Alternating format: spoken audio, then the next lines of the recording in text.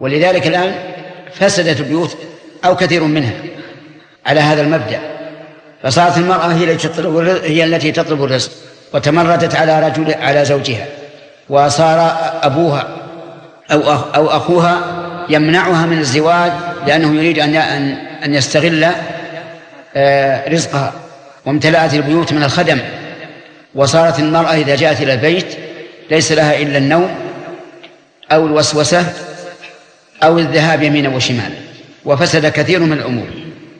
لكن لو أن الناس اهتدوا بهدي النبي صلى الله عليه وعلى آله وسلم وعرفوا أن المرأة ليس لها إلا ملاحظة البيت، لا يطيعن فرشكم أحد تكرهونه، لأنها هي تتولى الفراش، فراش البيت سواء فراش النوم أو فراش الجلوس، هي التي تتولاه.